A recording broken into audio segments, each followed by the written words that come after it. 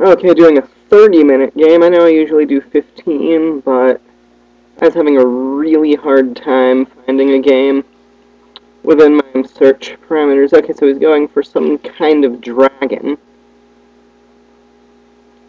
And since we both have a lot of time to think, this should be a pretty sharp game.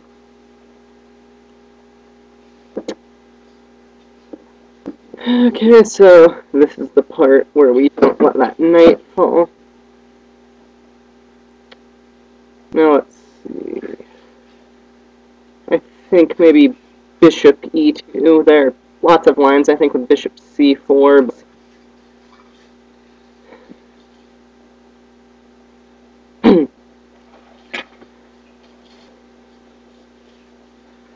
But I don't know those very well, and they never work out well for me. And you know, sometimes it's about playing what works for you. Okay, so I take, he takes with the knight, I take. To me, this looks like just a really elaborate trade down.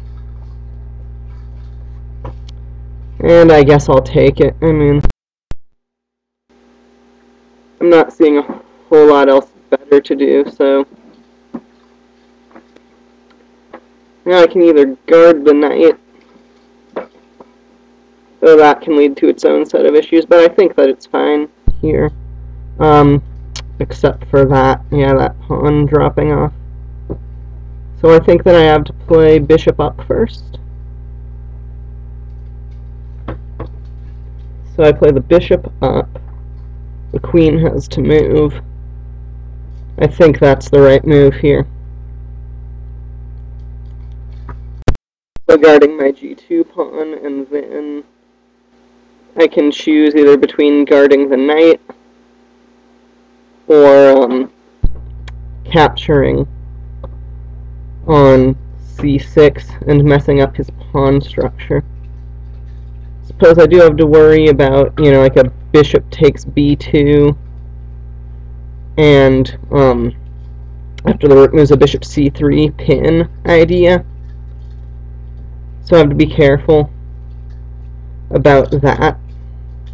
So like if the queen moved to c4 and I took, then he took here, then I would have to give up the rook, probably just give up the exchange, and nope, I couldn't even castle, so that's something to be aware of. I suppose maybe I could try, no, b3 off the bat probably weakens that too much, so let's see.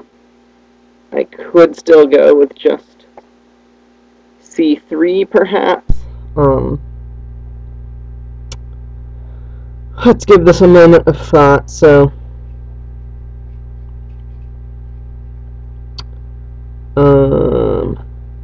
if I move the knight, he takes on b2. We probably can't allow that. We also can't allow him to have lots of control over there. Okay, so if I play that, see, I really want to play b3, but it'll be difficult to do that, so I'm not sure what I want to do. Maybe even just like queen c3. It looks ugly, ruins my pawn structure, but I don't think it drops anything.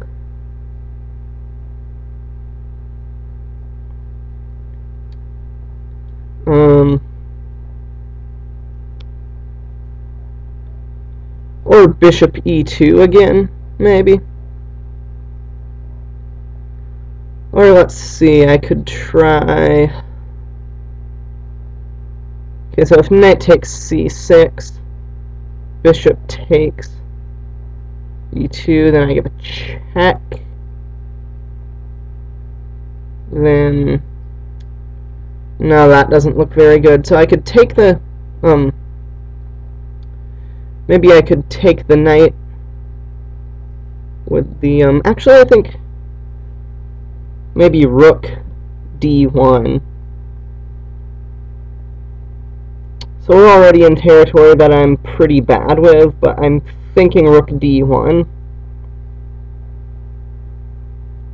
And then if he plays rook d8, I guess just queen c. So let's try rook d1. And if we're lucky, it'll work out. Let's see, so there's no immediate threat.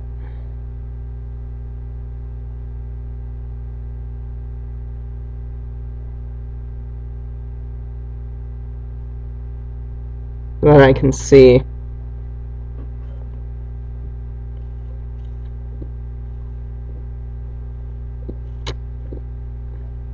I'm not concerned about him taking on... excuse me. I'm not too concerned about him taking on a2. Because then I just take his knight, he takes with the pawn, and there I either play b3 or just castle right away.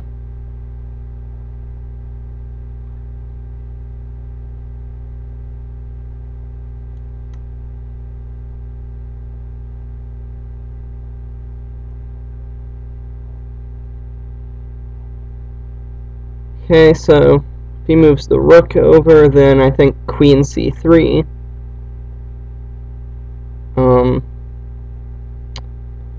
That might put me into slightly worse, but hopefully not lost endgame.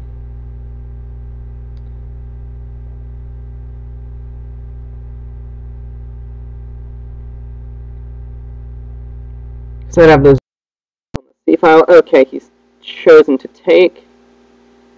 And now he will probably play. No, he's not playing rook there, so is he just, what, going to go for my pawn, or is he going to trade queens? Because that seems premature. Because then I just have an active rook and bishop to his active nothing, so... Okay, he's gone pawn grabbing, so now I think we castle.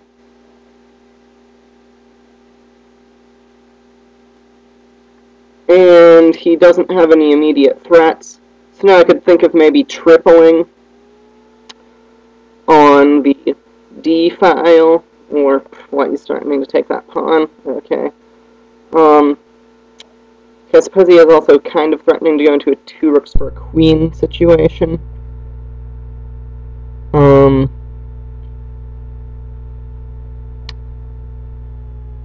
So I guess here I just kind of decide what I want to do. I could try moving the bishop up. I could take this pawn, accept the 2 rooks for the queen. Probably not. That doesn't strike me as very good. Let's see, if I take that pawn, he moves over. Then I pretty much have to, or else I'm dropping this pawn. So could I maybe switch this rook to the c file, just try and kick the queen away from this pawn? And wait, actually, if I move there, where does the queen go?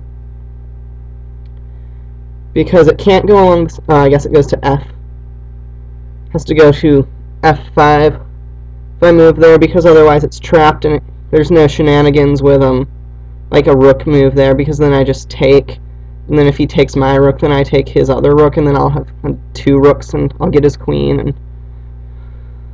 So that doesn't work, so I think here I force the rook back, or the queen back, and then take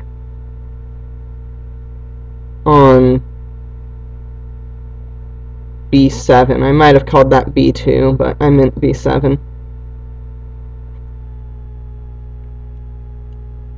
So I force that back now. f5 is the only square not covered by another piece. Again, any rook d8 shenanigans are met with a simple queen takes d8.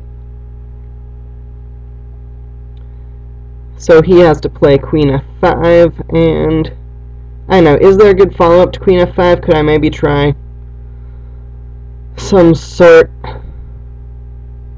of rook c5 shenanigan? Probably not. I mean, I think I'm going to end up trading, hopefully, into a drawn endgame, so now I can take this pawn. If I harass the queen further, I guess then there are the 2 options of either a rook to d8 or queen f6. But I think that I take here, he plays rook d8, and then I take on a7. Can I do that, or is that too risky? I'm willing to give it a shot, and if I can get the queen on this a file and the bishop eyeing a8, then it becomes a lot harder for him to get a decisive attack on my a pawn. I'll have two passed queenside pawns. So I think that this is something that I want to try and go for. So I'm going to go ahead and take that. Also, if I maintain control of this diagonal, then his light-squared bishop is powerless to try and do any checkmating threats. So if he plays that rook to d8, I think that I just back my queen up one, and I should be fine, because, I mean, his rook is still under attack. So I'll have to move, and then I'll win the a pawn. I guess he's going to go to the b file. That could lead to an annoying attack on my pawn, and let's see, rook d7 would be covered because the queen takes b threat, but okay, I could also consider moving to c5, and then after rook b8, queen takes on e7, but then the a pawn definitely falls, so I think I'm going to go with queen e3, just keep the possibility of retreating the bishop with tempo on the queen, though I don't see that actually going anywhere. So now if he plays rook b7 and I play queen take, does he have any real threats? I suppose he has queen to b place. He has queen to b5. Then I retreat the bishop and he gets the a pawn, and then I get maybe the e, or he gets, yeah. So he's getting these pawns back probably, I guess, and then I can grab his e pawn, and then it's drawish. Might have to worry about a bishop getting to c4 and then f2 coming under fire, but if I can take with my queen on e7, maybe I can get my queen back over here. So I'm not seeing anything losing right away if I take on a7.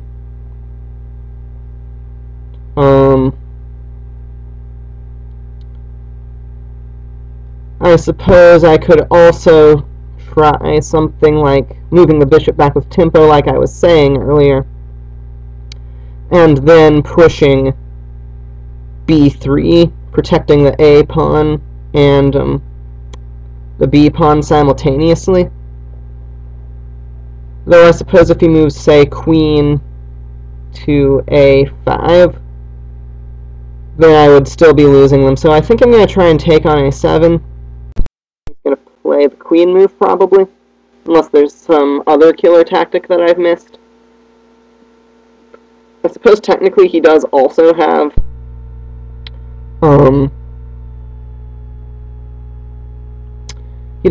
I guess, bishop takes right there, but if I can somehow manage to maintain these, like if he didn't do that, then it would have been good news for me. So I guess now I retreat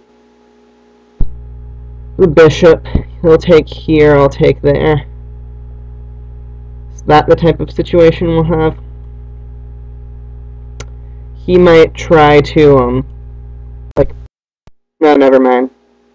No, that idea doesn't work. I thought maybe, you know, he'd try and do, well, maybe, yeah, rook d7, I guess. Maybe it was a better retreat to, retreat to c6, just with the tempo on the queen, and then after the queen takes there, I could, you know, push the a pawn, maybe, or then take on e with interference, but he doesn't seem to mind, so if I take here, And he'll take here.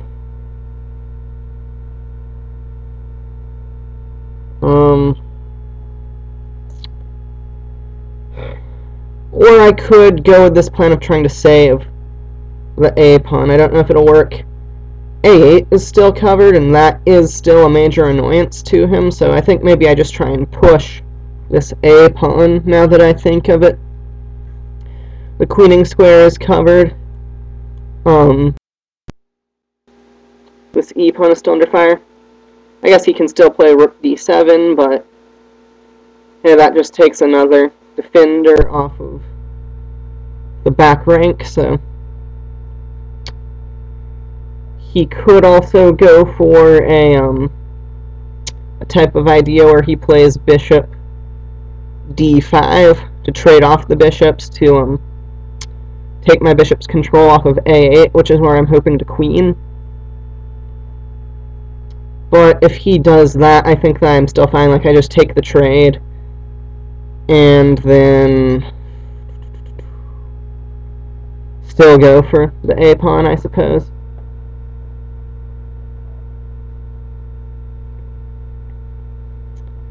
As long as I don't let this A pawn fall without somehow winning this E pawn, or getting some other horrible thing happening to me, I think that this should be fairly winning.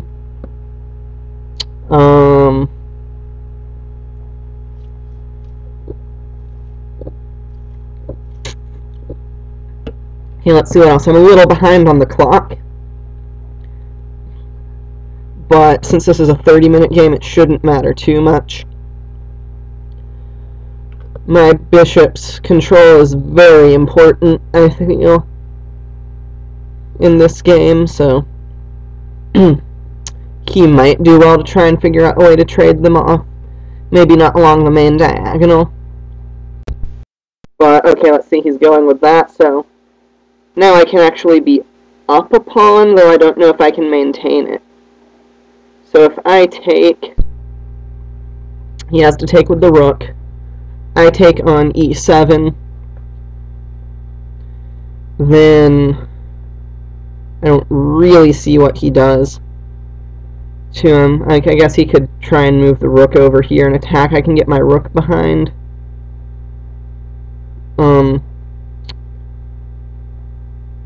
Queen controlling this diagonal is a little annoying, but I'm pretty much forced to take this, so might as well take it now instead of sitting here talking about it for years. Maybe what I do is take here, I suppose play a rook or a queen here. Or you could do that. Okay, so now he's threatening to take my rook, then after rook takes back, rook down, and then I have to play my queen back down, and then takes, and then I guess he gets an attack on that pawn, so it doesn't quite checkmate me, but it is annoying. So I suppose right now I can try rook c7, and he defends by, well, if I play that, doesn't he have to play, like, rook f8 or something?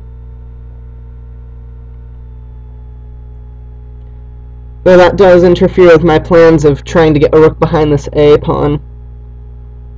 So the question is, do I want to try and keep my A pawn and place my bets on that?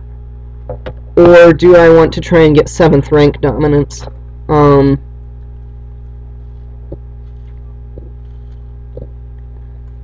Okay, so if I play up, he plays rook f8, that has to be good for me, right? I mean, I've still got some rook defense, and his rook is stuck on f8. It's really hard for him to relieve the pressure on f7. So I think I might go ahead and just do that.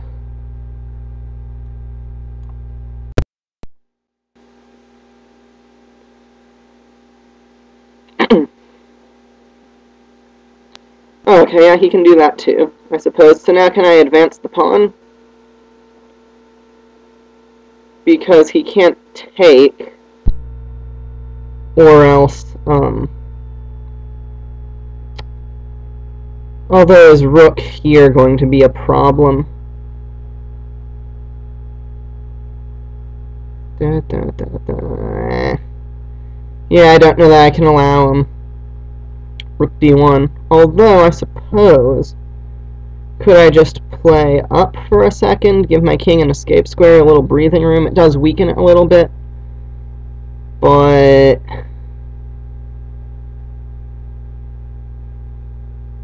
I don't know, I mean, he can't vacate the back rank for too long. So now the question is, do I push the g-pawn or this pawn, the h-pawn? I think the g-pawn, just because the queen has no immediate checks on it.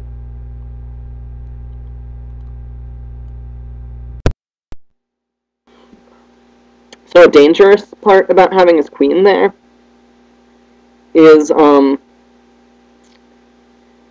that he can't ever move this rook off the back rank, really, without some major damage. So now can I play this up?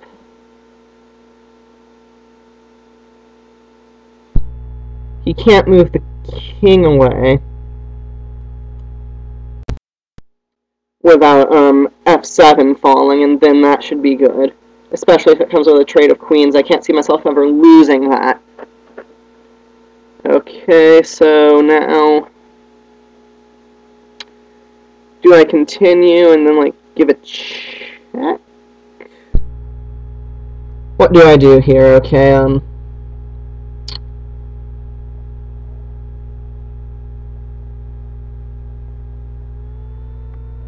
do I need to defend the pawn? Well, I guess I can't really defend the pawn at this point, so if I push it up, I make him decide that he is going to, okay, maybe I can play something like, okay, well, I think I have to push this up just so I can get his weak back rank.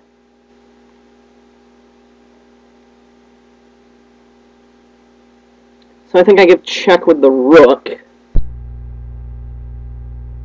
And then, after he moves the king back, let's see, rook f8, threatening to pin the queen doesn't quite work, I don't think, because of rook to, because of either rook, well, actually, wait, no, it does work. I get the f-pawn now, so I go check, and up, and then, okay, I guess he can move the rook here. Is that a huge issue? I hope not. So now I'm threatening to take here with the queen, which could be irritating for him. I suppose I have to worry about this rook. So he might, I think he has to play rook f5.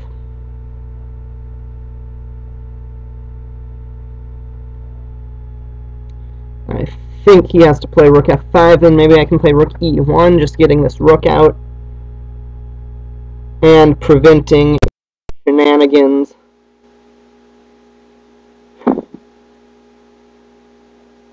With rook to that other place. I suppose his rook f or a2 going to be a problem. I hope not. Rook a2. See, the problem is right now I can't really play.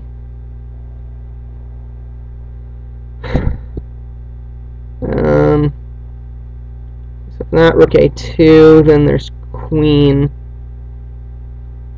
up and okay, see, I don't think I can move my f-pawn.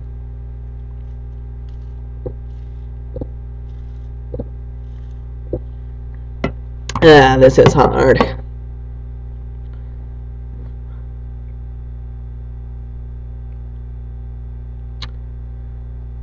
Okay, so maybe new plan.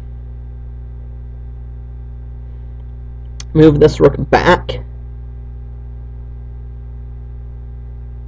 And play queen to here, to d8.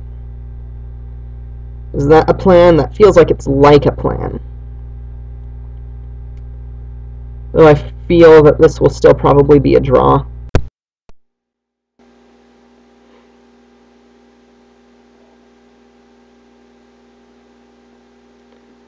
As long as I don't mess up, that is.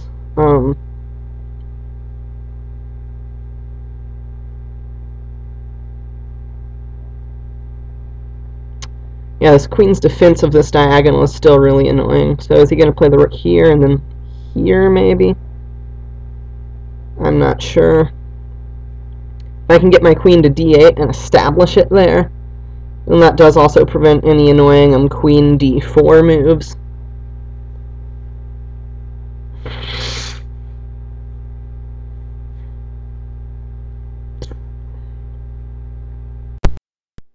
Okay, pretty much as expected, so now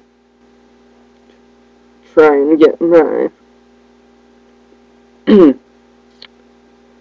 threats on the king, so the queen can never move off of this diagonal, or else he gets checkmated.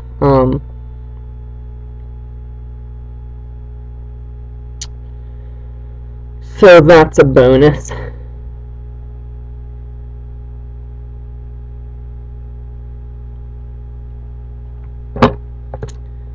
Gonna have to start paying attention to my time soon, I suppose.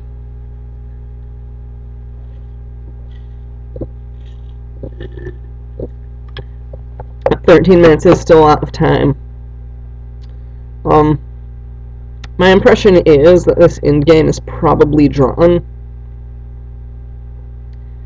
I'm not the happiest with my position, but I think that it's decent if you look at where I was, like 20 moves ago.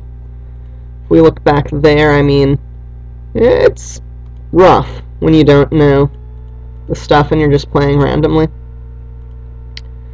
So I think that this is better than a lot of things that happened to me. Okay, so now what is he trying for? Moving the rook down. I suppose, let's see. Well, I don't think that that's much of an issue right now, so can I move the king up?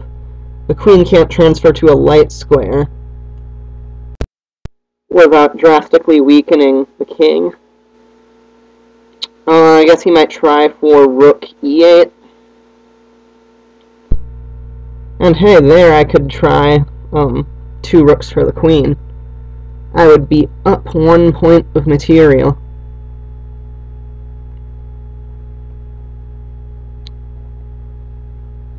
Still probably a draw, but I think that if I can get 2 rooks for the queen and then get the rook,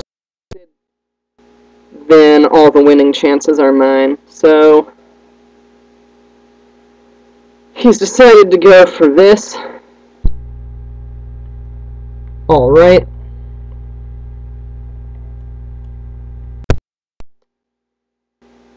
So I'm not seeing much of anything that can come from this. I think it's still drawn because, I mean, his king can't really afford to go anywhere, and even if he moves somewhere like, here, and tries, or like here, and tries to cover the diagonal and still maintain a threat, then I can move, like queen here, and then I can play the queen here, forcing a trade of queens, or take on f7 if he leaves it unguarded. So I don't think that he really has much of anything. I suppose I could also try and play queen f8 right away, and that's drawn. That's a drawn rook endgame. But, again, I don't really have any chances of losing right now, so I'm not 100% sure what I want to do. Is he trying to play the queen there? Maybe, maybe not, so I think for now, maybe a waiting move. See what he wants to do. Push f5, drop a rook. But this really should be a draw. If he offered a draw right now, I'd probably take it.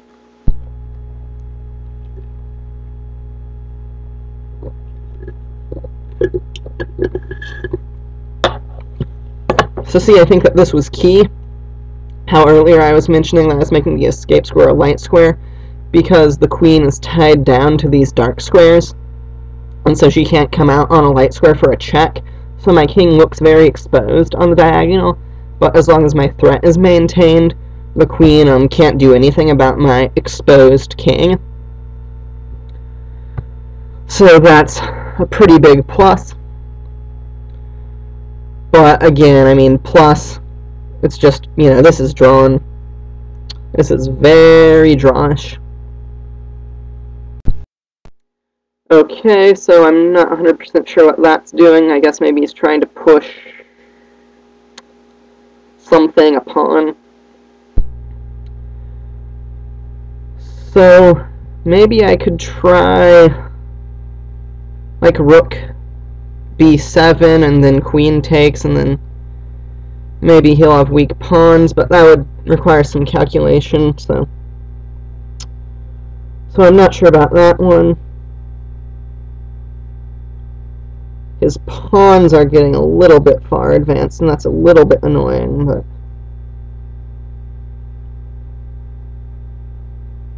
let's see, maybe he's looking for something along the lines of queen f6 and queen f3 and rook e1 checkmate. Let's see, I have a check of my own that I could throw in, but for now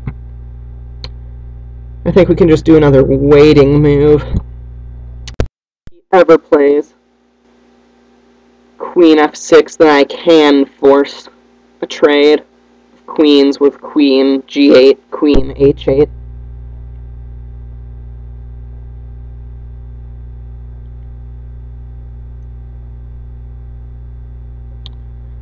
So I guess here I'm really just hoping for a blunder of some kind on his part. Because as long as neither of us blunder, this is dead drawn.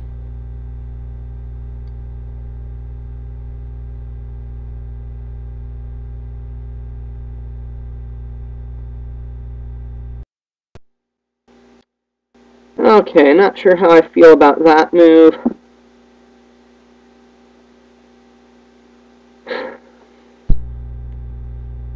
I'm getting a little nervous.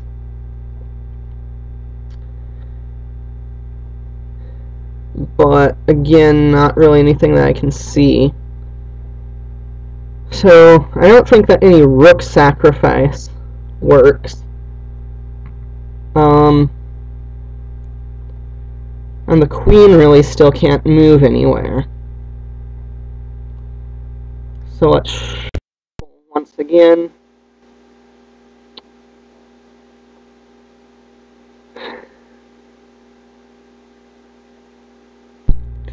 I should have queen f8 still at any time, transitioning into a drawn rook and pawn ending.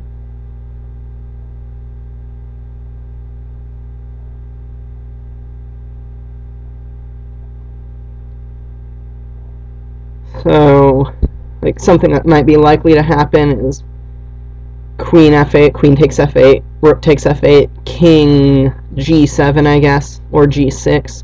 Then I move my rook out of the way and just try to kind of bring it back down and defend. And with the 3 pawns against the 3 pawns, there's no way that he can break through. If I don't let his king in, then, you know, what's a rook going to do against my king and pawns? Not really anything. I still do have queen to c2 check. If that ever presents itself, it probably won't. And